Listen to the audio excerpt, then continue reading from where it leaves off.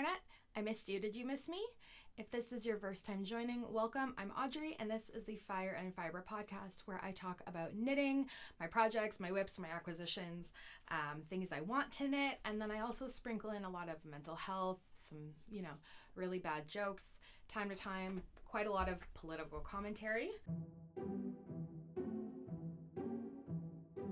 Reminder to hydrate.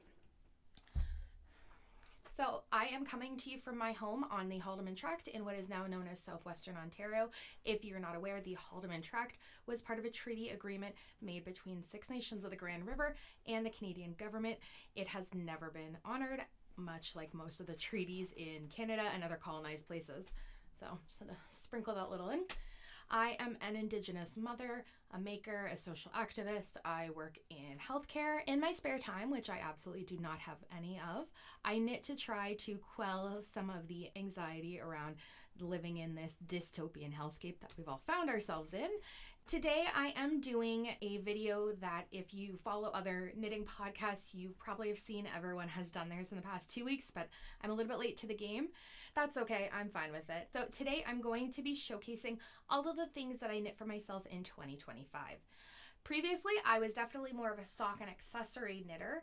I knit probably a dozen pairs in 2024 of socks alone. When I decided to reteach myself how to knit after learning as a child, I started on socks, I think partially because, well, I know why. I started on socks because I wanted to make socks. I had been crocheting. I had tried to crochet some socks. It just was not the same. I really wanted to get into these like really beautiful hand-dyed yarn and like the fine fibers. I had a foundation of knitting already, but I taught myself here on YouTube actually, and I decided to start learning socks on double pointed needles, which I do not recommend. So because I didn't knit a lot of socks in 2025, or I didn't knit a lot of completed pairs, I should say. I do only have one pair completed.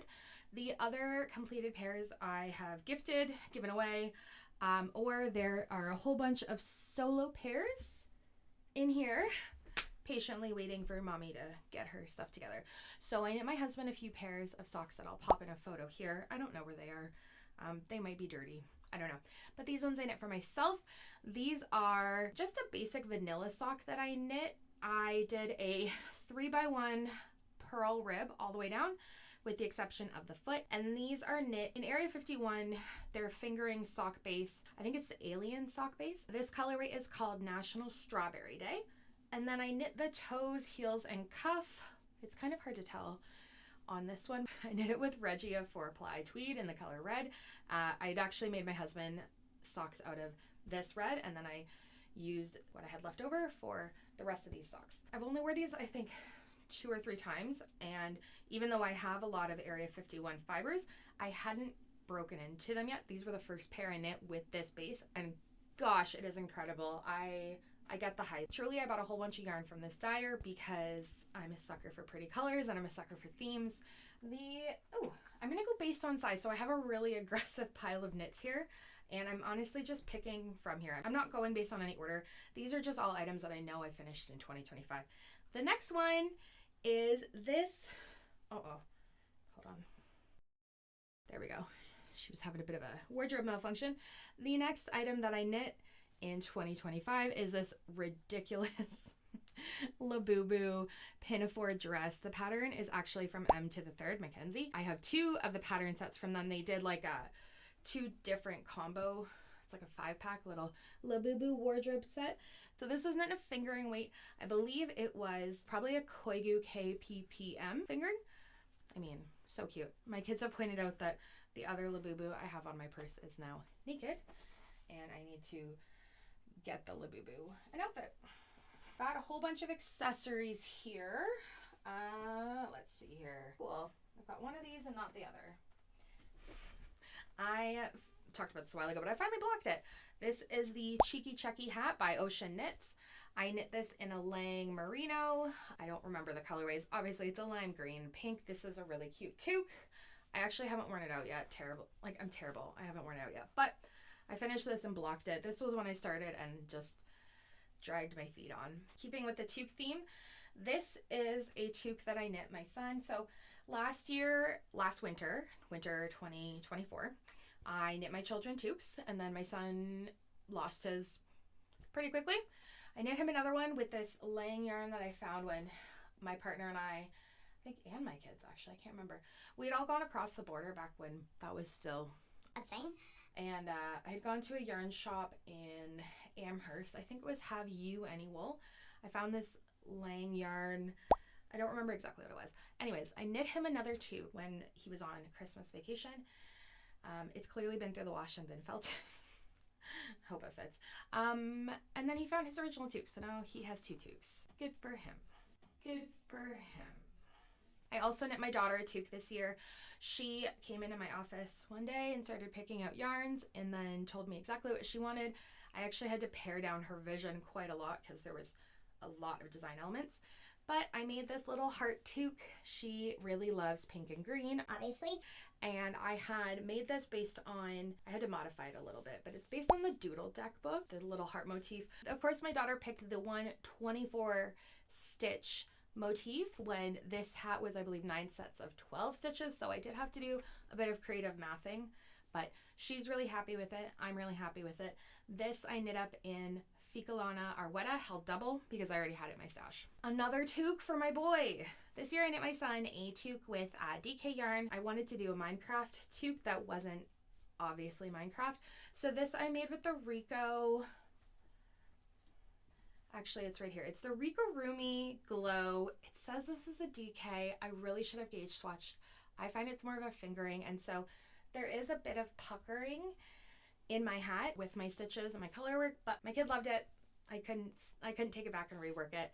I will probably remake this in a bigger size because he's already growing out of it a little bit because there isn't any give with this Rigurumi, but he's very thrilled about it and it glows in the dark. So that is a win.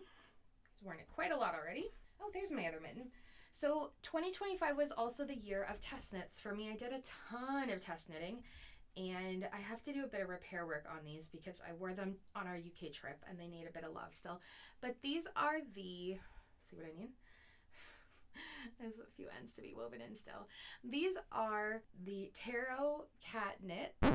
These are the Tarot Cat. Oh my God, Audrey, get it together. These, I feel like I haven't filmed in like 5 years and I suddenly have forgotten how to do everything.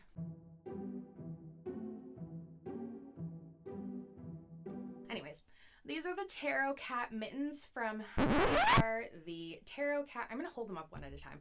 These are the Tarot Cat mittens by Brianna Arlene Designs. The pattern was calling for reversing your colors on either side. This was a project where I did not pay attention to color dominance and I paid for it. I was really irked with myself. I don't remember which one. Looking at it, I'm pretty sure it was this one that I struggled with the color dominance on, especially around, like, I don't know if the camera's picking it up, but like the C right there, again, I wasn't paying attention. This is why color dominance is important. You can see I really did a bit better here, but even right there. So these were super fun to knit. The Cat Tarot mittens are a fingering weight stranded color work mitten pattern, so definitely commitment. One thing I figured out this year is that I don't like knitting mittens. I'm not saying that this project made me feel that way. I just realized, anyways, not my thing. Anyway, so I wore these two on our trip to the UK and they got a lot of wear. So I do need to clean them up a bit. There's been a bit of peeling, but that's okay. These I knit in La Bien-Aimée merino sock in the color. These I knit in La Bien-Aimée. So these were knit in La Bien-Aimé's. I knit these mittens in Ficalana Arwetta in the color navy and La Bien-Aimé's merino sock, I believe, in the colorway tennis ball. I still have a ton of the tennis ball left over, so I'm going to use it for something else. I'm really happy with these. I don't like a super bulky mitten. I definitely do not like knitting stranded finger and weight mittens, but having said that, they're nice and soft and squishy. Pattern's really well written. I've actually tested it for Brianna Arlene a couple times, including one of the items that I do not have with me. It was gifted, and that is the Sisterhood shawl. That was my first test knit that I knit for Brianna Arlene Designs. That was the first test knit I made. My mother-in-law had seen a photo of it that I posted just like on my private stories, and she was obsessed. So she was gifted that shawl after I finished it, and she was very, very excited. Okay, accessories. One more accessory, I believe. In the middle of all my test knitting and everything, I wanted something that was meditative, scrap busting, easy, and I knit this monster of a scarf. I'm calling this my palette cleanser. This is the outline scarf or shawl, I can't remember. The outline scarf from Hedgehog Fibers. I used up a ton of my leftovers, minis, little, tiny odds and sods is what I called it. Like this is like a full moon fiber sock that I finished. I think these were probably like minis that came in a sock set. I did purchase that. More minis. And yeah, I was very, very happy. My original plan was that I was going to graph this and make it an infinity scarf. I never got around to that, and honestly, I'm okay with that. I wore this on my trip, and I was so happy. It was nice. It's nice and cozy. A fingering weight scarf is a good weight for me. I tend to overheat, and the UK was actually a lot warmer than I thought it would be. But because my jacket's black, this is just like a nice little pop of color with either my jacket or my vest, both of which are black. Very boring, but very useful. This was just a 2-row repeat, and because of the increases and decreases, you get this really beautiful chevron effect. Just really, I don't know if you can see really. I'm gonna have to find one of the tonals so you can see the way that the stitches are, they kind of go diagonal. It's really beautiful. Love this. Again, I'm not going in any particular order. This is a layering piece. It's a tank top that I knit for myself. This is the Sobble tank by Erin Curian. She's a friend of mine, so spoiler alert. This I knit with Estelle Linacott in the colorway Sage. Linacott hit the stores this summer. Everyone was losing their mind. I understand why.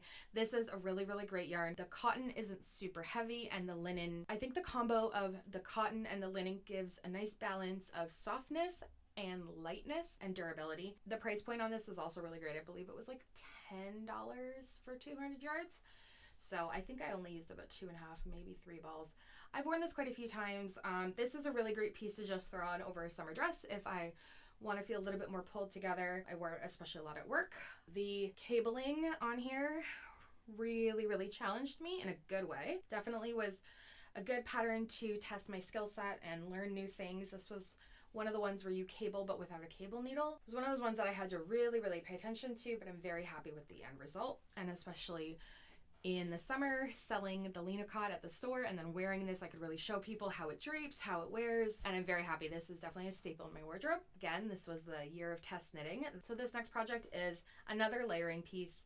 I think for the longest time I avoided, or I resisted, I guess, knitting garments, and I stuck to socks because I was worried that I would lose motivation. It felt very daunting, especially as someone who, I don't really like knitting in bulky weights. I'm always hot, and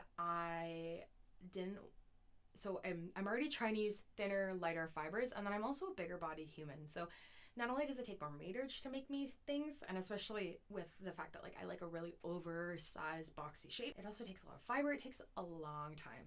But this is something that I knit out of fingering weight yarn. I still can't believe I did this. So this is made with Lang Jowl. This is the Best Dressed Vest by Made by So and So. It's a really gorgeous layering tank split hem business. So this was a half fisherman's rib, and it was you knit the back and then you knit the front. I opted just keep my sides separated. I was going to do I-cord ties, but that just would have been too much. And then as I started wearing this garment, I realized I really wouldn't have liked the I-cord ties. Like I don't like the fiddliness, and they probably would have gotten caught on stuff. This is also a piece that I wear pretty often. I love the color. It definitely like is bright. It's a statement piece. I will put it over like a black dress sometimes, just keeping it simple. And again, another piece that I can put on like a really basic cotton dress and feel very pulled together once I throw this on top. I think out of everything I'm going to show you, this is probably what I've worn the most so far. So out of the garments, this is definitely the piece I've worn the most this year. And I did a thing where I purchased yarn for this before I knew what I was making, which is not a good idea. We don't do that. This was a yarn that I had seen in probably like end of 2024, beginning of 2025. It was one of the ones I saw on Etsy. I had favorited it and looked back at it constantly, but didn't really know what to make with it. So when I was doing the Best Dressed Vest test, I was in a group of testers who also included the dyer of this yarn. So this yarn is from Florange Apparel. She's based out of Sarnia. Her name's Madison. And this is my spring sorrel. No notes. Like, she's perfect. She's perfect. The color, the fit, like, it gives the, like, I can't. I get like so worked up when I think about how much I love this sweater. I've worn it so much, and funny enough, I've actually worn it to work quite a lot. I do have a job where I have to be like somewhat business professional. I will put this on with a pair of wide-legged work trousers and heels, and I'm good to go. It is so chic. The pattern is so well done. It's size inclusive. There's a massive amount of shaping and customization that you can do if you choose. The sleeves were the perfect length. Everything is just, I can't get enough. My only complaint is that I don't know exactly what I did when I was doing the end of these little stitches. There's a tiny little hole. I don't care. It's mine. I love it. The other thing about this is that it's actually knit in reverse stockinette. So I was not about to purl this much. I turned my work inside out and knit it like a normal human because work smarter, not harder. No notes. Just, it's perfect. And I still have quite a bit of this yarn left over, so I'm saving it for another special project, but I am obsessed. I get complimented on it every time I wear it. Clipping along. 2025 was the year that I started my channel here on YouTube, and one of the things I had been trying to figure out, ascertain, identify was the obsession with this particular pattern. Once you see it, you'll know exactly what it is. It is always on the Ravelry top patterns page. Everyone who makes them is in love. Everyone I've seen anyways. When I was looking at different videos, I was trying to understand why everyone was obsessed with it. There was a video I watched called 7 Reasons Why, and you'll see why. And the comments on this pattern, the comments on this video as well, were people talking about how they'd made 7 of these. Someone said, I've made 17. I was like, okay, whatever. So I drank the Kool-Aid and I'm a believer. This is the Ranunculus. I knit this bad boy in a Lion brand, I think like a Date Nights. It's a scratchy synthetic. I had thrifted it. Like, second favorite, honestly. This is the most, so if you don't know, the pattern is very cool because it is written in a way that it helps you understand that you really can use any weight of yarn. It's knit on a big gauge. It works up quickly. It's got this bizarro yoke stitch pattern that, like, I'm confident that you would not know if you made a mistake on this, and no one else would either, because it's just, I don't know, it's very forgiving. I really love this pattern because it comes with a ton of videos to show you the different techniques and stitches. It talks about different ways that you can customize yours, whether you want to do short sleeves, long sleeves, no sleeves. They show different weights of yarn that it's knit up in, different sizes. Because it's more of a drapey, loosey garment, there isn't a ton of shaping, and therefore it can fit a variety of bodies. And even the sleeves, like, it's just immaculate. Also, the thing about the pattern too, Midori Hirose also has illustrations on the pattern. So not only do you have a written guide, you have videos that show what the different stitches are, but then you have these little illustrations that show like how to do the shoulder short rows, things like that. So I knit this as, again, a cropped layering piece. I wore it to Woolstock with Allie Makes Everything, and again, got a lot of compliments.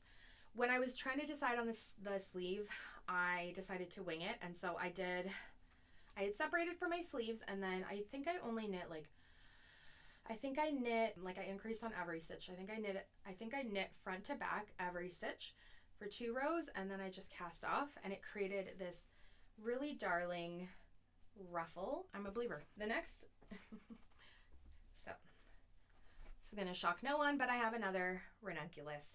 This is knit in La Bien-Aimée DK Merino, which is not a base that they make anymore. I bought this on sale from the Knitting Loft. I bought a sweater quantities worth and panicked because I wasn't sure what I was going to do with this yarn. So this is what I would consider sort of like a staple La Bien-Aimée color, which is a color Fluoro Morganite. It's this really gorgeous neon peach. And so I knit another ranunculus. I haven't worn this one as much, but I love it. Again, beautiful. no complaints. And I still have quite a bit of my yarn left over, so I'm not sure what I'm going to do. I've got quite a lot of DK left over, so.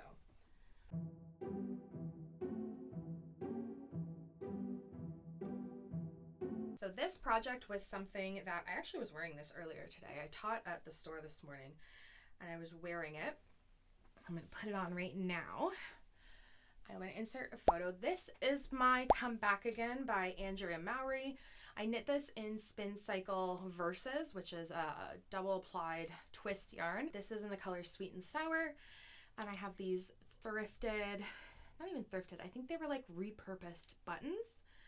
Lens Mail has a thing where you can fill a bag of like a Ziploc size, like a sandwich size bag of buttons for $10, I think. So I picked these out, cleaned them up, and I thought they go really well, and I'm still quite happy with that choice. This pattern was a beast for me. This pattern tested me in every way. So you knit the pockets first as a gauge swatch. So that was, you know, one of the first gauge swatches I've ever knit. Then you knit the sleeves, put them off to the side, and then you knit the raglan bottom up. I got stuck when it came to how to attach the sleeves. It wasn't computing in my head for me. And so eventually I took it into work and I had my dear friend Wendy help me. So after you attach it, you then start knitting up and decreasing. It goes by super quick. I did a attached button band for the first time, a double knit button band, which I am also so happy with. Like, just such a nice detail. I would probably knit another one of these. Once you get your brain around it, it really is a fun pattern. And I'm also very, very happy with this. I also got the Spin Cycle Versus on sale from the Knitting Loft. Funny story, I've never been to the Knitting Loft. I just shop from there a lot. I am very, very happy. This is my first cardigan I've ever knit. Just, beautiful. The last item, I guess, I mean, I've got a few. I made a whole bunch of baby hats, a whole bunch of bonnets, sweaters, things. I had a lot of people in my life who had small humans this year, so I don't have those gifts. I also knit a few shawls. My mother-in-law got a shawl. I knit some socks for friends. So looking around, I think that is all I have in my possession that I have knit in 2025. Like I said, I knit a lot of beanies. Oh wait, actually, oh darn it, where did it go? I missed one. This is what happens when you are not an organized human. I have another knit here that I finished and I don't know where it went. Oh, found it. One more knit. I knit this Musselburgh in 2025.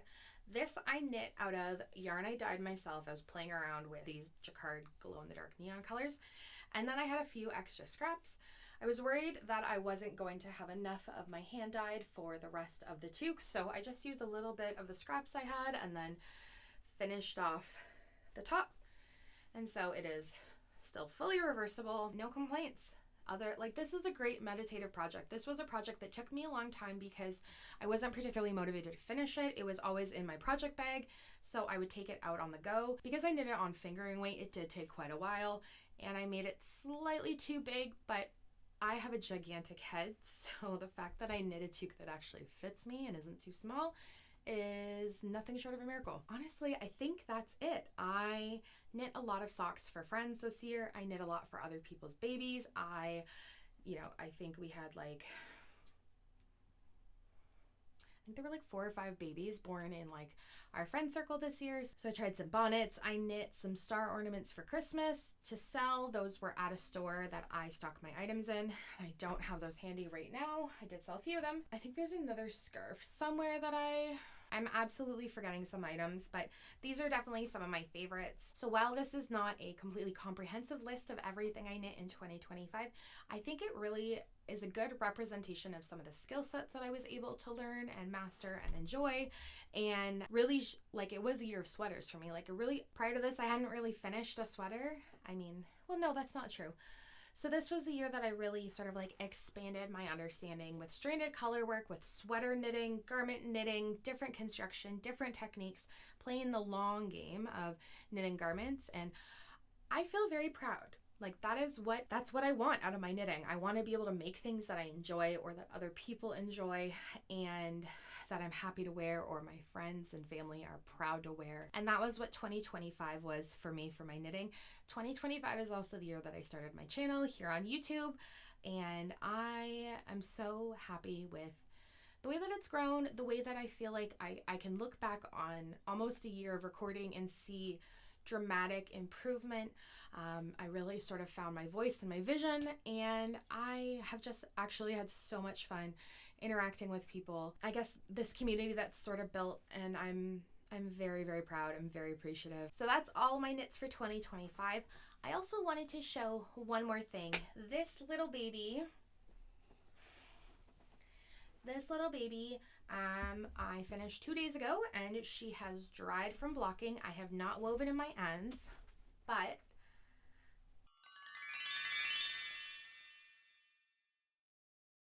this is my Baubles optional sweater. The pattern is by Sonder Yarn Co. And the yarn is Wool Dreamers Moda that I got from Flying Squirrel in Waterloo. This was, I'm going to be honest, this was something I purchased for myself the day after I had to put my dog down. I was like, so I went in, I was like, I'm sad, I need yarn. This was kind of I don't want to say a fun project. This was something that worked up really quickly. I realized I'm not totally a fan of baubles. I am really, really proud of how it came out.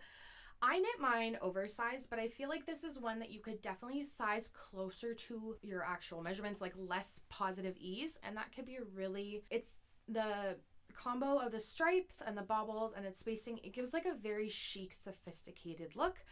And I also did like a bit of a looser cropped sleeve. I think my comeback again is the only time I've ever knit full length sleeves. I loathe sleeves. I loathe cuffs. I'm always pushing the sleeves of my sweaters up anyways. I did it that time. I don't know why.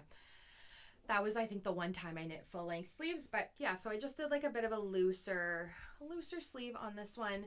As you can see, I still have to weave in my ends and take photos, but I'm really excited to wear this. This is my first piece I've knit with a more rustic yarn, and I'm thrilled. This, I mean, it's coming off, I still need to stitch up I keep referring to this as a red sweater. My husband keeps saying it's orange. He's wrong.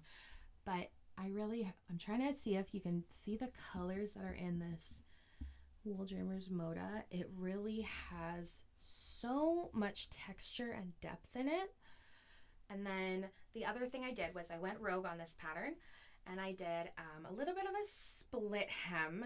I was worried that I was going to be running out of yarn when I was doing my hem, but I wanted to do a bit of a longer split hem in the back. Very, very happy. There's definitely more projects that I've knit. I've knit test projects for my store, like sample knits. So while I think this is probably a somewhat comprehensive list of all of the items that I've knit for myself these are wins. What you're not seeing, like most other social media, you're not seeing all the failures, all the screw ups, all the times I went, fuck it, and threw it off to the side. It's definitely more of a highlight reel. I do want to say that. I'm not trying to glorify this idea that's come around with social media lately about like, I've been watching so many knitting podcasters, and it's like every week they're knitting a sweater. Every week. Like, I don't knit to produce and be busy. I knit to calm myself down, and I knit to make something that I'm proud of. So trying to remember that, and hopefully there isn't like too much pressure with me showing this. It's not, I don't want to be like, oh my gosh, look at all this stuff. Like, I don't want to end a year and be like, here's 50 sweaters I knit. Like, that's bananas. So anyways, it's a very rambly Saturday afternoon podcast. If you are watching this, I hope you are staying safe.